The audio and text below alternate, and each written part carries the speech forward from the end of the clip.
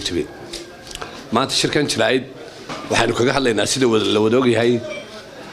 waxa uu madaxweynuhu isugu yeeray labada gole si loogu keeno waxa loo yaqaano saldhigga military ama military base ay wadato wadanka Imaaraadka marka horeysa waxa wanaagsan horta military base waa maxay military base waxa weeye ama saldhig military waa dal aan dalkiisa ahayn kulle saldhig military kaasoo uu ugu diyaar garoobayo dagaal marka horeba definitionka military base waa meel loogu diyaar garoobayo dagaalka haddaba aynu u diyaar garoobaynaa waxa uu muujinayaa maxay tahay dawladda kale u diyaar garoobaysaa waxa uu la xidhiidhaa nabadgelyada dalka kale ee uu saldhigga ku yeelanayo dalka Soomaaliland waa ogtihiin waa dal aan wali aqoonsi helin maanta nabadgelyadiisu waxaynu ku naalaa meel badda casa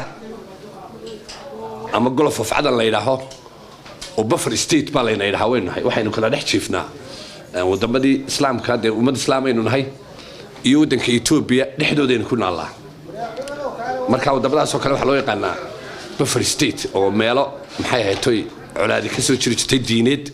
ayaynu kala dhex naalaa waxa loo baahan yahay qaranka Soomaaliland marka inuu siyaasadiisu ay noqoto mid uu isku hayo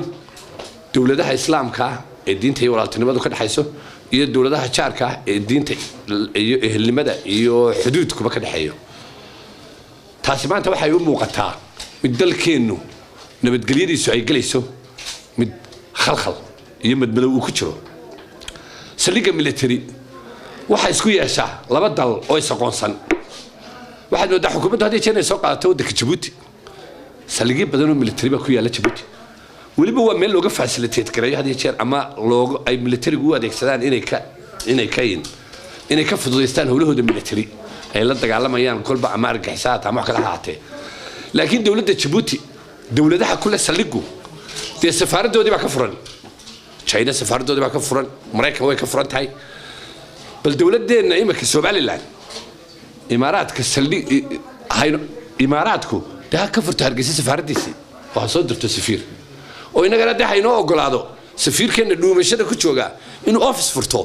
oo ka haysto baabuurka calanka Somaliland uu kalso Imaaraadku taa ku bedeshay saldhigga militariga maalgelin iyo militarization waa kala jaad dekadu maalgelin bay ahayd tani laakiin waa ciidan waxaan uga diidaynaa dawladda imika talada haysa inaanay Somaliland noqon Afghanistan Horn Africa ama Afghanistan Africa ama Pakistan waa aragtaan Suuriya waxa ka dhacaya waa aragtaan arintaasi waxay ku takhasustaa oo ay la xidhiidhaan nabadgelyadeena oo ay taabanaysaa waxaynu ku bedelanay oo duulamasiina ma jiro waxa lagu oranayaa boqolku bay bixinaysaa bishii nin baa shalay tayado guriyaheenaba inta wax ku dhowdhow lagu kireeyaa de boqolku ama milyan iyo 200 wax saldhig military aynu siisano de maaha maalgelinna maaha waa militarization arintaasi waxaan dadka uga digaynaa inay nabadgelyadeena taabanayso inay tahay dalkeenii oo laga duuli karo ama laga sameyn karo waxa loo yaqaan proxy war oo la sii dhex maro wadan kale maanta waxaad moodaa dunidii inuu soo noqonayo dagaalkii qaboobaa Ruushka iyo Mareykanka la yiraahdo dadka saldhigay ku lahayd waligood ciidamo may keenin oo may degan ciidamada Ruushku wuxuuna yahay inta inoo dhiseen u beeydahay waxaanu sameeynaa ayuu beeydahay waxa hadii ciidamada iyadu ay hawl u baahdaan bay ka fulayaan marka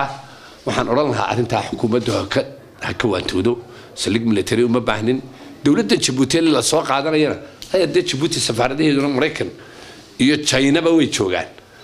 oo safaaradda Djibouti ka furan inaga se wax inooga furan ma jirto wariyaan nabadgelyada khalkhalaynaga gelin oo aan lagu ciyaan waxaan u sheegayaa dadka reer Somaliland maanta dunida isbedel ka socda waa aragtaan waxa la Muqdisho sida la sheegay hoggaan cusub oo kuwii la filayay baan ahayn ayaa soo baxay waxa loo baahan yahay isbedelka bulshadu waa inay samaysaa arrimaha geesku isbedeladoodu marka uu socdo way ku saameynaysaa marka ay nabadgelyo darro way ku saameynaysaa ilaahay waxaan ka baryaynaa isbedel caafimaad qaba inuu dhaco dalka oo nabadgelyadiisa ilaaliya dadkana sida xildhibaankii horeeyay kana waajiib waxaan leenahay isbedel baan haynaa haddana xisbiga wadaniga arrintaa ku doorta war saldhiggaasi dani noomaaha maaha maalgelin waa militarization UN-ka iyo Security Council-ka ayaa xataa waxa ay ka qabaan walaac ka muujiya marka saldhigyadu waxa la yiraahdo wadanka dunida ugu badan ee saldhigyada dibadda ku leeyahay waa Mareykanka isaga imka dunida qaar xidhaya marka waxaan oran lahaa wariyaan la inaga xidhin nabadgelyadeena yaan khalkhal la gelin waan leeyno soo duwin dagaal meel iska ka socda maanta hadduu dalkeenu noqdo war zone area oo ilaahay kama dhigay inta halka laga duula gantaalay leeydu soo rido waxa keenaysa xataa diyaaradu inay ka baydaan imika berigi dhow markii imaanu ka socday meel Suudaan big soo wareegi jireen markii ka yimaadaan xagga waxaan uga digaynaa dawladda inay arrinta ka waantoodo waxaan ugu baaqaynaa xildhibaanada inay ka doodaan inay eegaan faa'iidada war xataa waxaynu u baahanay khabiir military oo arrintan inaga gorfeeya faa'iidadeeda iyo khasaaraheeda way waa saldhig military markaas taasaan ku oran lahaa xaggii inflation-ka ama sixir bararka ee ayaamihii dhaweyd socday waa ogtihiinoo dawladdu waxay faragelin ku samaysay suuqa xorta ah nidaamka aynu qaadanayna suuqa xorta ah inay dawladdu faragelisaa waa ka mamnuuc waxa la yiraahdaa self regulation marketing-oo price-ku isaga is wada iyo qiimo haddii dawladdu faragelisana waxa ka dhasha suuq madow ka dhasha waa ogtiinoo imika suuq madow ayuu dollarkii maraya maanta oo dhan hadda lacag qaadato ma jirto waxaanad kala moodaa eedaha in la saaray meel aan lahayn marka hore horta dollarkii aynu u baahnayn iyo dollarkii ina soo galaya baa kala batay xoolaheennii baa la joojiyey qaadkii baa lacag qaata dadkii dibadda lacagtii yareeyey dawladda ayaa lacag badan oo dollar u baahan oo suuqa inta ka bedelaysa lacag badan bay soo daabacday wartaana meesha laga deeyay saad iyo shirkadaha huge company-ga taxpayer-ka cashuurteena siiya maahe war halka laga deeyay waa dawladdu inay horta marka hore dhinto kharashaadka ay bixinayso lacagta ay soo daabacaysa ay yarayso waxyaalaha noocaas baa loo baahan yahay meesha afarta lagu fiiqay maaha aad iyo aad baa u mahadsantiin xildhibaanada waxaan uga digaynaa inay runtii ay arrinkaas si indhala'aana ku ansixiyaan waa inaanay bulshada ku sii daynin maadaama ay nabadgelyadu taabanayso aad iyo aad baa u mahadsantiin